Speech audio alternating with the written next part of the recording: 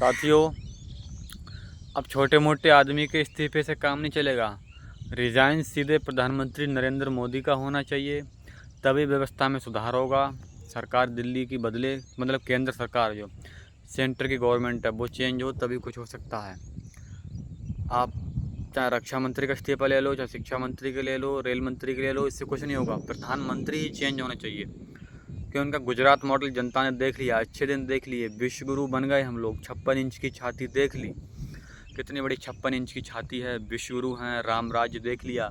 इनका हर वर्ष 2 करोड़ नौकरी देने का झूठा जुमला देख लिया, 15 लाख रुपए आने का झूठा जुमला देख लिया, किसानों की 2022 तक आय दोगुनी करने का झूठा जुमला देख लिया, MSP लागू करने का झूठा जुमला देख लिया।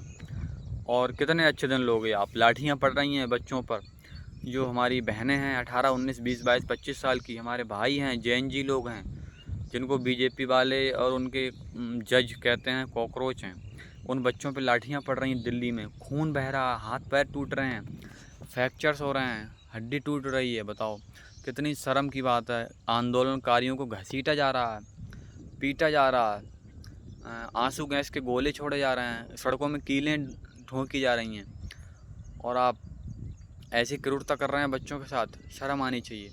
ये कौन से राम राज्य में जी रहे हैं। तानाशाही, हिटलर से भी ज़्यादा तानाशाही। इतने तानाशाह तो हिटलर भी नहीं था जितने हमारे नरेंद्र मोदी जी हैं।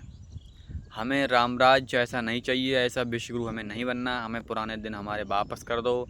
हम आपके हाथ जोड़ते हैं नरेंद्र मोदी जी, आप कुर्सी छोड़ दो, इस्तीफ़ा दे दो, आप प्रधानमंत्री पद छोड़ दो, हम लोगों को ऐसा ही छोड़ दो, बकस दो, हम लोगों को रहम करो बच्चों पर, क्यों हम भी JNG हैं, नौकरी करने के लायक हैं।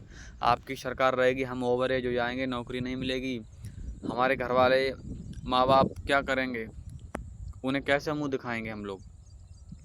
शर्म आनी चाहिए। शादियाँ नहीं हो रही हैं लोगों की, और शादी हो भी गई तो बेबी बच्चे क्या खाएंगे लोगों के, क्या खिलाओगे। नौकरी है नहीं, बेरोजगारी इतनी है।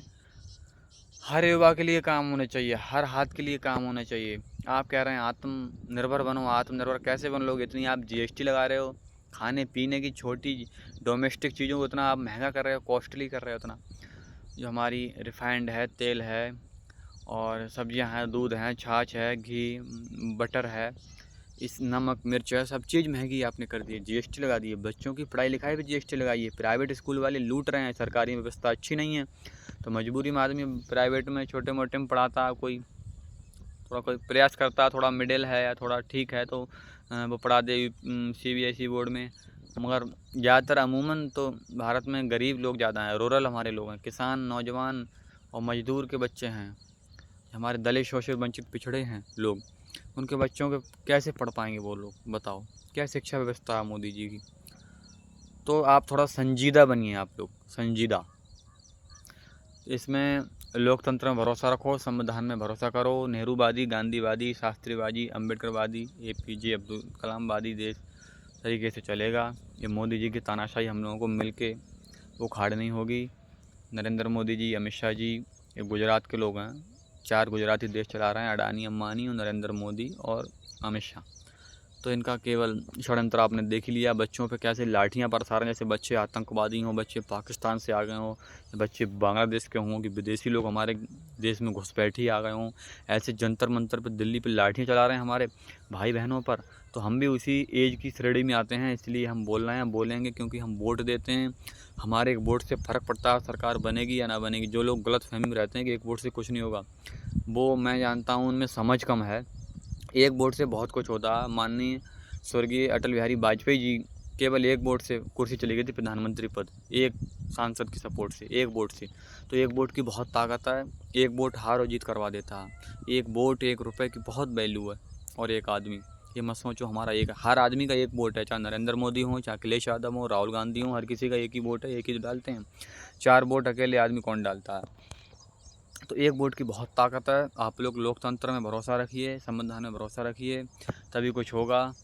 और बाबा साहब डॉक्टर भीमराव अम्बेडकर जी को मैं नमन करता हूँ, श्रद्धा सुमन अर्पित करता हूँ, श्रद्धांजलि देता हूँ। इतना अच्छा संविधान उन्होंने हमें दिया बना के, वो हमारे आदर्श हैं, भगवान हैं। भगत सिंह की हमसे सीख लेनी चाहिए, नेहरू जी, गांधी जी, शास्त्री जी, अम्बेडकर साहब और पटेल साहब, और आपके APJ अब्दुल कलाम साहब, भगत सिंह, सुखदेव, राजगुरु, लाला लाजपत राय, इन लोगों से सीख लो, आदर्श मानो इन्हें।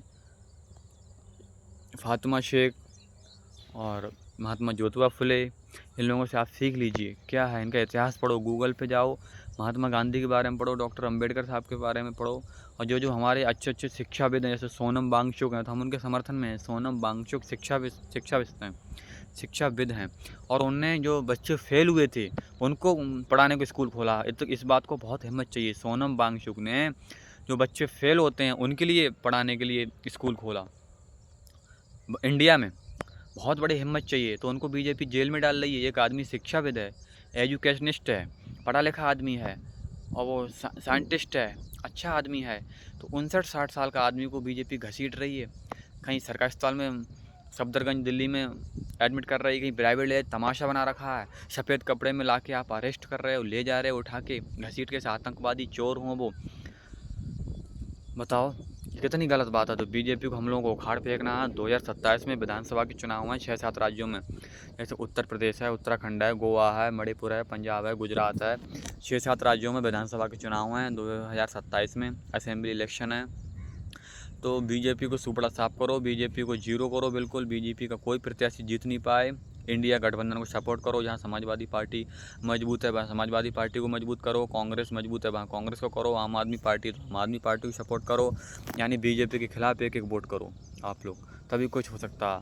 हिंदुस्तान, हमें भारत की तस्वीर बदलनी है। ये भगत सिंह का देश है, ये संविधान से चलेगा, लोकतंत्र चलेगा, ये सबको समता मूलक समाज होना चाहिए, सबको बराबरी का हिस्सा मिले, सबको सामाजिक न्याय हो, जातिगत जनगणना हो। इस मुद्दे पर हमें इनकलाब जिंदाबाद, जय जवान जय किसान जय संविधान, बुद्धम शरणम गच्छामि, जय हिंद जय भारत। वीडियो को ज़्यादा से ज़्यादा आप लोग शेयर कर दो। हम इतना रिस्क ले रहे हैं, वीडियो बना रहे हैं, तो आपसे हाथ जोड़कर विनती है हमारी कि आप वीडियो कम से कम शेयर कर दो, लाइक करो, कमेंट करो हमारी वीडियो आपको कैसे लगती है।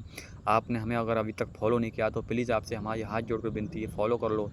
यूट्यूब पे हमें सब्सक्राइब कर लो, इंस्टाग्राम और फेसबुक पे फॉलो करो। इंस्टाग्राम और फेसबुक की हमारी ID है नवनीत यादव और सोसिया करके, नवनीत यादव सोसिया, मतलब एल हटा दो, सोशल से एल हटा दो, नवनीत यादव सोशल लिखेंगे आ जाएगी। और यूट्यूब पे हमारी है नवनीत सोशल मीडिया, तो इस नाम से आप हमारी ID है, आप हमें सर्च करो, फॉलो करो। आपसे हाथ जोड़ कर विनती है, ग्रुपों में वीडियो डालो। कम से कम हम बोल तो रहे हैं, बोल इसलिए रहे हैं, हमारी बोलने की उम्र भी है और हम वोट देते हैं, हम भारत के नागरिक हैं, हम इंडिया के सिटीजन हैं नहीं हैं, हम पे नागरिकता है भारत की, हम पे भारत के पहचान पत्र, आधार कार्ड और पैन कार्ड है हम पे, इसलिए हम बोलेंगे ज़रूर। बिना बोले काम नहीं चलेगा। आज हम नहीं बोलेंगे तो कौन बोलेगा? कल को हमें दिक्कत होगी। आज हमारी बहन की इज्जत ख़राब हो रही तो आप चुप हो, और कल को आपकी बहन की इज्जत ख़राब होगी फिर आप बोलोगे। ये चक्कर मत रहो कि पड़ोस में आग लगी तो हमें कोई दिक्कत नहीं है। वो चिंगारी, वो आग, वो फूंस, वो धुआं, वो आपके घर में भी आ सकता है।